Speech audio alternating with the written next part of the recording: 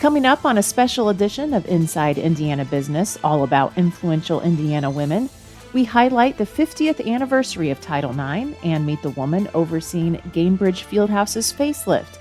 Vera Bradley continues to be a global success story. Trendiana spotlights new women-owned businesses. We talk to DePauw's history-making president, and we talk to the women leading the way in making technology and healthcare more accessible in Indiana. Welcome to the Inside Indiana Business television podcast. I'm Kylie Valletta, in for Andy Ober. It was 50 years ago that Title IX was passed, and there is a distinct Hoosier connection to the landmark legislation. Purdue University Athletics Senior Associate Athletics Director Nancy Cross joined Inside Indiana Business host Gary Dick to talk about how Title IX has impacted her career and sparked change in women's athletics. Title IX doesn't seem 50 years. What a milestone and a landmark. As you look at Title IX, the impacts have been so widespread and so consequential. What's your take on the impact over these 50 years and what Title IX has done? Just as you said, it's been so incredibly significant, but we always try to stress with our student athletes that this isn't just about women's athletics. I mean, I think they have been the most visible, probably the front porch for Title IX in terms of where they were and where they are now. But so many people have benefited, men and women. And, when I talk to classes at Purdue, I always comment that, we probably wouldn't have a lot of our male basketball coaches or volleyball coaches coaching women's teams if the salaries weren't commensurate, or if they had to drive the van, or they had to do their own peanut butter and jelly sandwiches, which was the way it was when we all started out. Yeah, very interesting. So it's about sports, certainly, but really education. It is about education, absolutely. Yeah. And when we celebrated, the 40th anniversary at Purdue a few years ago, it was an all-university celebration. It wasn't just about athletics. Yeah. As you reflect back, how has Title IX impacted you, maybe back in high school and throughout your career? Well, in high school, I played a number of sports, and in reality, it really hadn't impacted it yet, because I graduated in 73, so 71 through 73, it had not impacted it yet. But when I got into college, I had grown up on the East Coast, and probably opportunities for young women and girls in high school and junior high and were a little bit more established than they were in the Midwest. And so when I got to college and then to graduate school at Purdue, I was a little surprised at how hard they had to fight for everything. And I think Title IX, when it was passed, there were so many people that embraced it because the spirit of the law was that you were going to treat people equally, women equally, and weren't going to discriminate. And then there were people who did things because it was the law. And if you're doing it only because it's the law, then you still have an uphill battle. Yeah.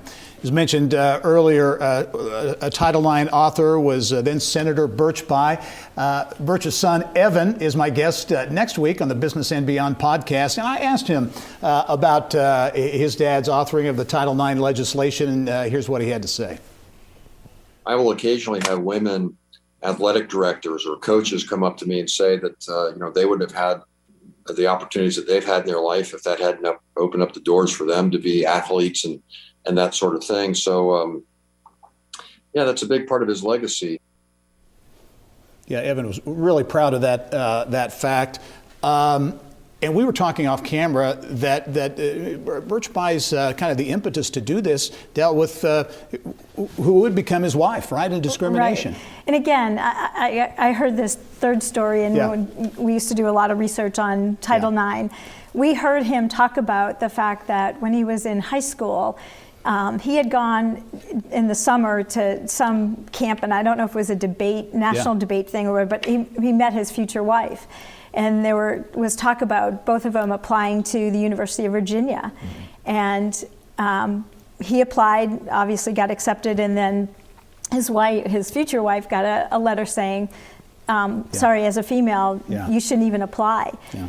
And that actually shocked and stayed with Birch so long that his point was, why would you ever discount 50% of the population? And he had been so impressed with her, how bright she was and how talented she was, and then to think that she wasn't going to get the same opportunities to even apply to a university. Yeah. so much progress has been made in these 50 years, but yet we see examples, and we were talking about that a moment ago last year at the women's Final Four in San Antonio, and the disparity between the workout facilities for the women versus the men. Right. People always ask me kind of what the litmus test is. Yeah. And I think that when you make decisions that are based on what's best for a student athlete, then you've arrived. But if you're making decisions about what's best for, one program versus another, you've already discriminated. And despite the fact that we have come so incredibly far in 50 years, I think last year was, just another example of we're not quite there yet. And the thing that bothered me most had even happened before we got to San Antonio, and that was the day of the announcement. That you made, the NCAA made a huge deal about, what they were going to do for the men and in a bubble and in Indianapolis, and it was great for Indianapolis. And the fact that you weren't making a joint announcement, again, made it look like we're going to do this for the men, but we haven't even really thought about what we're going to do for the women. As you look going forward, what's kind of next, the next 50 years, as you look at the impact of Title IX? What are areas that you see can be improved or advanced as you go over the next number of years? Again, I think when everybody at the table has a voice and everybody at the table is making decisions about what are best for the student athletes and not segmenting the market, so to speak, not saying, we're going to do this for the men. It shouldn't matter if it's a male or female swimmer, a male or female golfer, tennis player, basketball, football.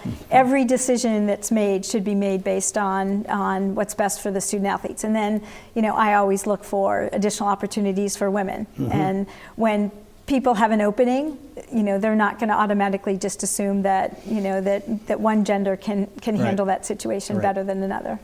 Great perspective, as always, on Title IX legislation. 50 years of a big impact in Indiana. Nancy Cross is the Senior Associate Athletic Director at Purdue. Nancy, thanks for all you do, too, for women's sports, for sports in general as well, and thanks for being here. Well, I appreciate the opportunity. Thank you. Right.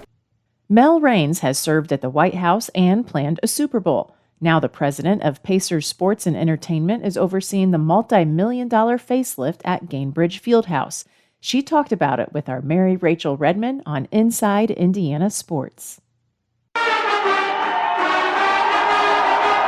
Well, born and raised in South Bend, a Notre Dame fan. Notre Dame leading the Irish. Absolutely. Growing up, was there something that inspired you to want to go into politics and then later sports? I absolutely mistakenly fell into politics. Got back from my senior year in Bloomington and saw an internship opportunity in Washington, D.C. where I could not have picked that out on a map. That internship in the office of the United States Senator from Indiana, Dan Coates. Applied for an internship with Senator Coates, never having taken a poli-sci class, and got the job. So got the internship and then ended up getting hired a few months later. So what was it like on Capitol Hill? You watch it on TV and you're kind of like, wow. Well, it was really different in the early 90s, and we didn't have email when I started. So I used to sort the mail, and I was answering the phones during the Clarence Thomas Supreme Court confirmation, and the phone lines kept going down because you couldn't send an email to your senator, you had to call. Those hearings go pretty quickly. How you worked in the early 90s were just incredibly different than you do today, but it was a great place. It was certainly more bipartisan. After 5 years of public service, Raines departed D.C. for a private sector job in the Big Apple. I had a great job with a corporation doing something I really enjoyed. I worked for Altria Corporate Affairs in New York, across the street from Grand Central Station. September 11th, 2001 would forever change America, and it would have a profound effect on Mel. A big part of the reason why I felt the call to go back to public service was having lived through September 11th in New York. I mean, it was an awful, awful day. It was an awful time for our country, and I felt that I should make that personal sacrifice in some ways to go back into public service after having lived through that. So when she got the call from Vice President Dick Cheney's office, she answered. I was assistant to Vice President Cheney for political affairs. So in essence, I was his political director. I worked in the White House, and in the 2006 election cycle. I've got to imagine that first briefing. Were you a little nervous? Oh my gosh, yes. I was terrified. When I went to interview, I was terrified. You walk in where the Marine Guard is standing, and there's a receptionist there, and you sit down, and you're thinking to yourself, like, how did this girl from South Bend wind up in the West Wing about to interview for a job reporting to the vice president? Like, how did that happen? You think about, the egos kind of politicians and perhaps maybe in sports, particularly professional sports. So, what was the transition like from politics to professional sports coming back to Indiana? Yeah, it was not as difficult as you might think. I mean, you've got to be nimble. You've got to adjust to change really quickly. You've got to be able to work long hours. You're never really off. It's a 24/7, both are 24/7 jobs, really. It seems like sacrifice is a common theme with your success. For young women, that are starting out in perhaps politics or sports, you're right, the compensation, it's not there.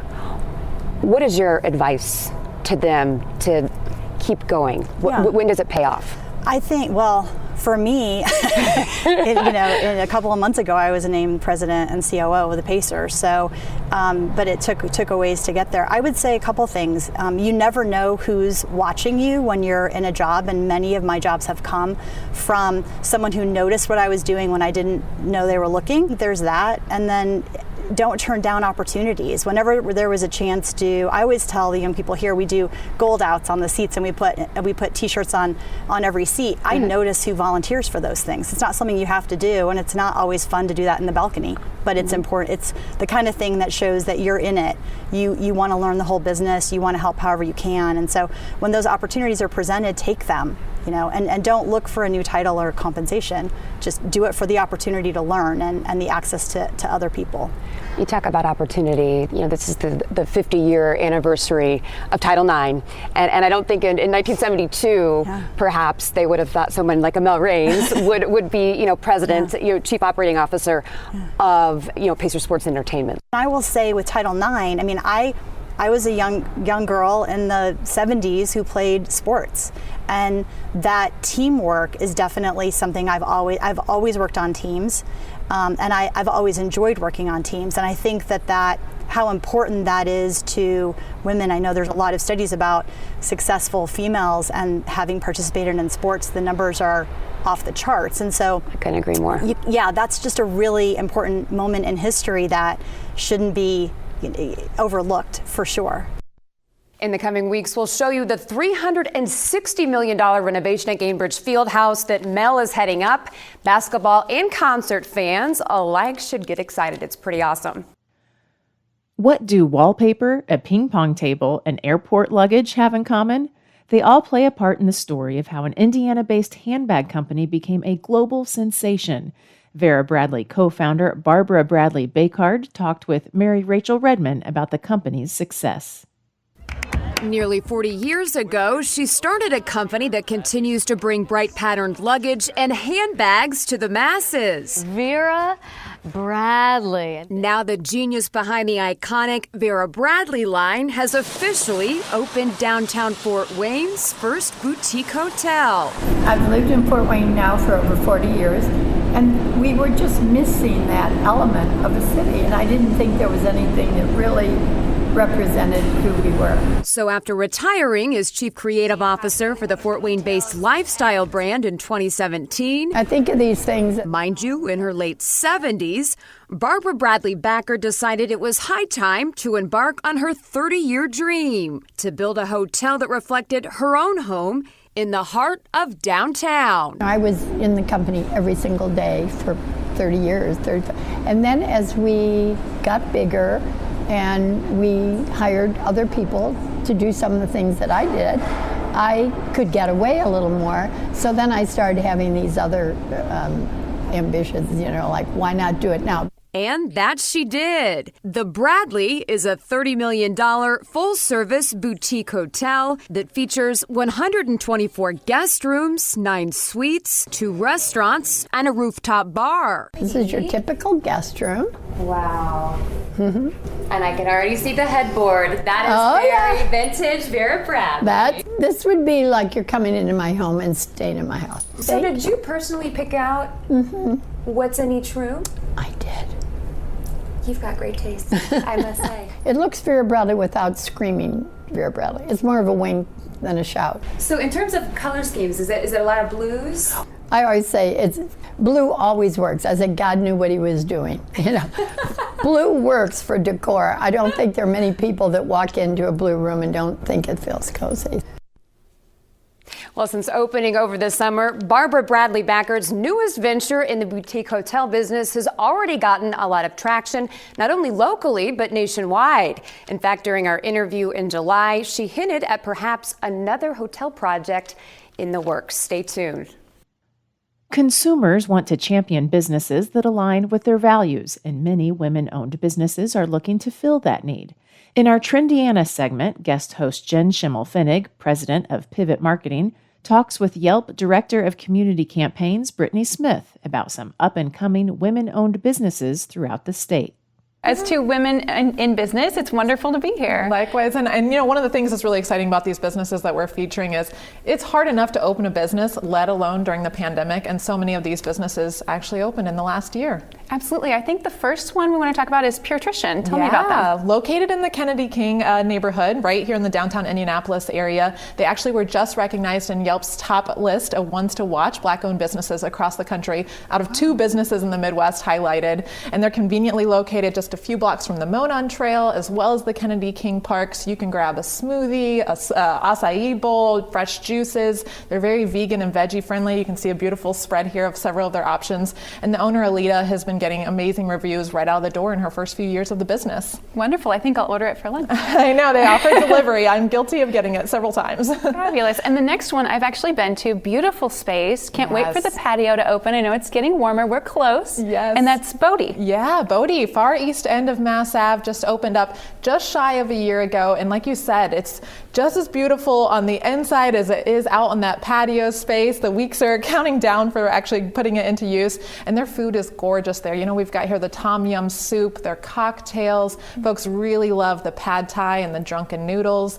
Their cocktail menu is actually coming out for the spring menu here in a few weeks. So if you're looking for a good drink with your pad thai. And they've really got creative menu options there. So they're using a lot of lemongrass, coconut milk, lime juice. So it's just as much about the cocktails as it is the menu at Bodie.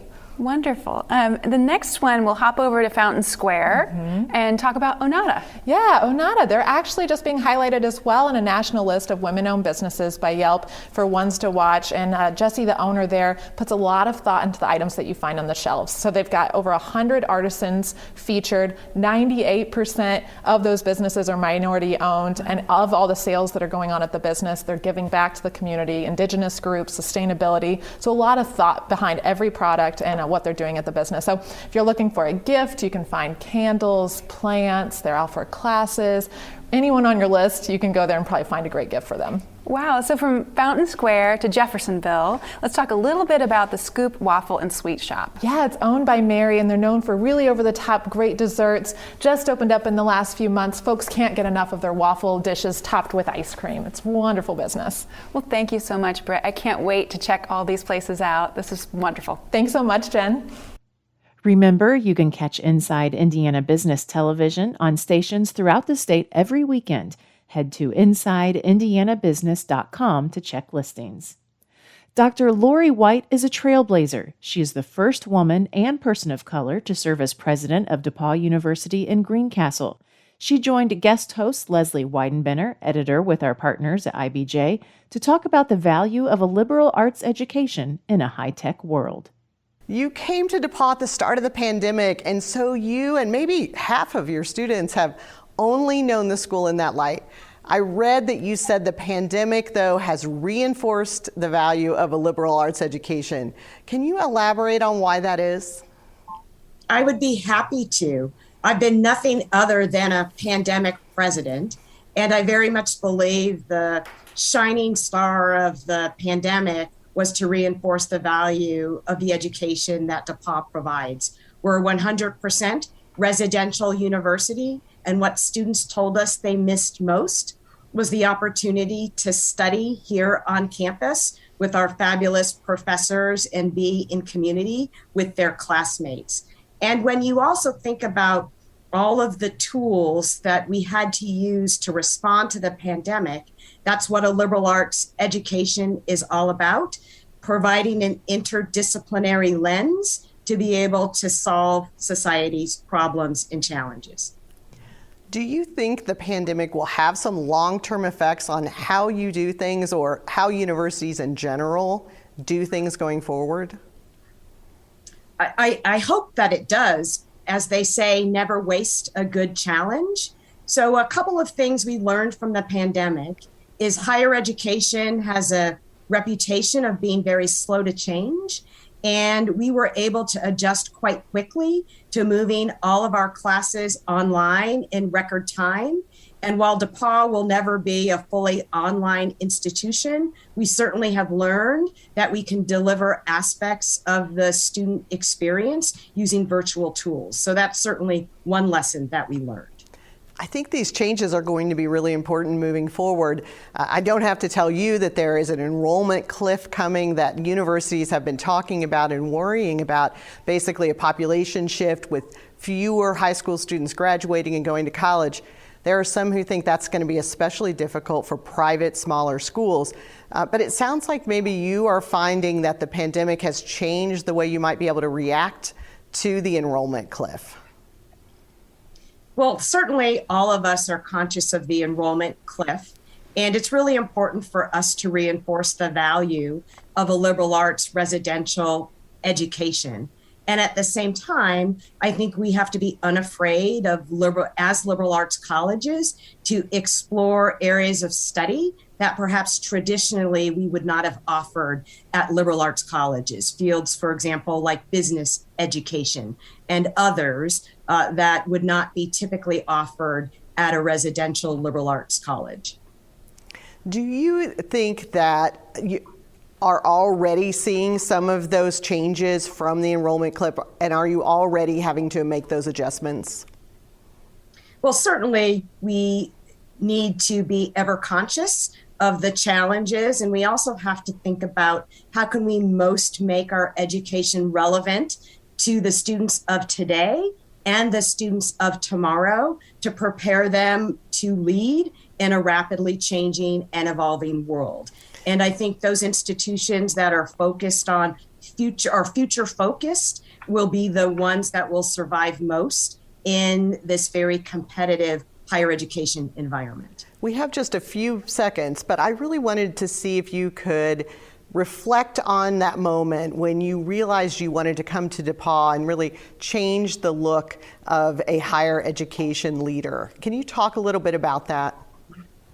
Well, I've spoken often about the call that I heard in historic Meharry Hall on the DePauw campus, which is where all of the portraits of DePauw's previous presidents hang.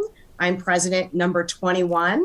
And as I looked at presidents 1 through 20 and realized none looked like me, I realized that in order for the universe to see leadership as perhaps different than what had been historically the case for college presidents, I needed to say yes when the offer came. And only 80% of college presidents don't look like me. I am African American, I am female, and I want all of our students to know what is possible. Well, Dr. White, thank you so much for joining us. We appreciate it.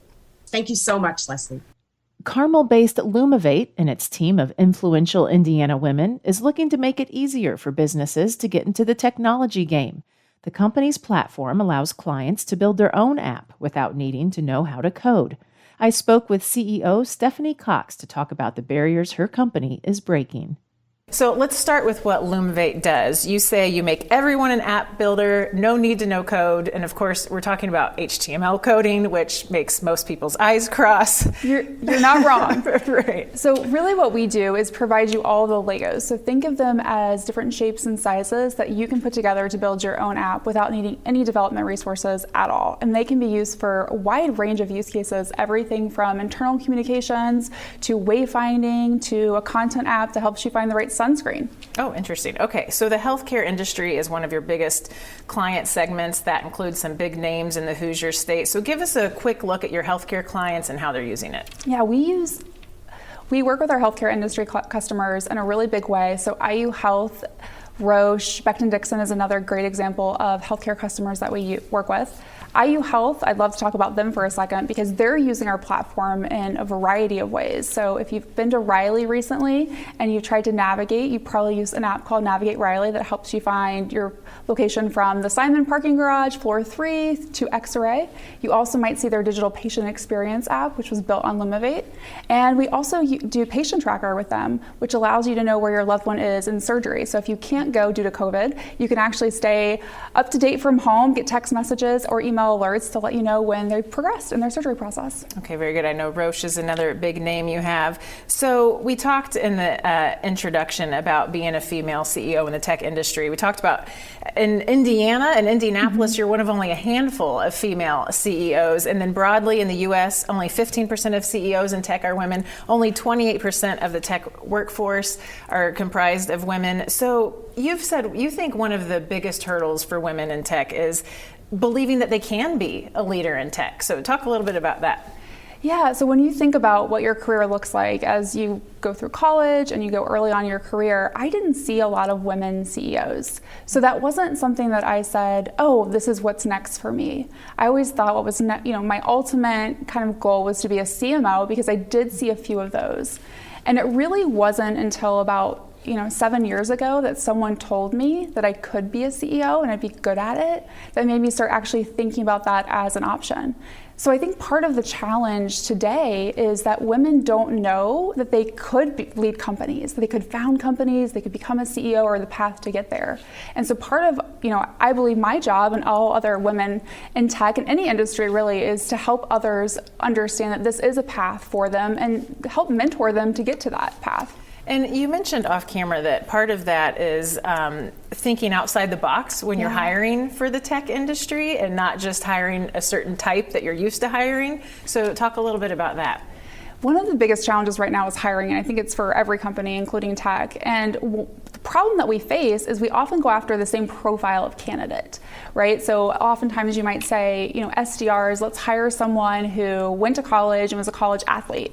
Well, that's great, but everyone else is going after them. What people don't realize is there is a lot of talent out there, whether it's former school teachers or car salesmen who have the same skill set needed to be successful in a role like an SDR, but aren't often considered. So part of, I think, our challenge as leaders is to start saying, what are the personality traits that make a great candidate that I'm trying to hire, and worry a little bit less about what does their background look like, because I can teach you how to do the role. I can't teach you to, be humble or have grit or hustle or be, just really great to work with. And I think that is the shift that needs to happen. All right. Well, Stephanie, I think you got the hustle. I know Lumivate's doing great things. Thanks for being on the show today. My pleasure. And finally this week, Together We Will is a women-led organization with a mission to fund ideas for the community by the community. It's targeting issues including COVID-19, environmental justice, and mental health. Guest host and TechServe founder Sunny Lou Williams talks about the effort in this special panel with Indiana Department of Health Executive Director of Minority Health Antoinette Holt and Purdue Healthcare Advisors Director Melanie Klein. So, Antoinette, tell us, how is this opportunity different from others? And what is the history of the Indiana Together We Will grant? So this opportunity is different because we've always worked on addressing the needs and concerns of those people that are underserved. And so because of recent highlights such as COVID-19 and different things that have happened society-wise, there has become this opportunity that the CDC has given as far as resources to be able to provide that necessary boost bump to that community organization. So the CDC is giving out $2 billion all over the United States worth of resources to different states, and Indiana was fortunate to be awarded $34 million of that. And so from that, we have an opportunity to be able to address the needs and concerns of racial ethnic minorities and disparate populations and rural health areas to where we can be successful in making sure that health equity is resonated throughout. That's phenomenal. With the Indiana Department of Health at the helm supporting the grant administration of $34 million across the state, and especially $5 million into the program for community solutions with Together We Will. Melanie, tell us a little bit about how you're doing this massive strategic planning across the state. Oh, absolutely. So yes, Purdue University is a primary partner with the Indiana Department of Health on this huge initiative called iHope, which stands for Indiana Healthy Opportunities for People Everywhere. And we are engaging at Purdue in over 30 counties across the state of Indiana. And we are starting with a bottom-up approach. So it's very much about listening and understanding what communities' needs are that they would like to work on as far as priorities, to begin to really accelerate our recovery from this pandemic and really focus on the underlying causes of why we've seen such disparities in health outcomes across our state. I love that branding, I hope, with healthy opportunities for people everywhere. Talk a little bit about some of the services that you're offering to counties, really for community collaboration to come together to receive this funding and be sustainable. Yes, so we're starting with listening sessions to really understand basically what their needs are, and those will be followed by project management. We'll begin with strategy. So we will begin with strategy events, planning events for the community. That will be followed with process improvement, where my team of lean experts will come in and help communities build connections between agencies that may never have existed before, to really build the wraparound services that we think will be necessary to address those disparities that are present in our communities. You talked about lean, process improvement, project management strategy. This sounds like a county business plan. So what are your visions, ladies, of what the actual impact of the programs will be in the counties?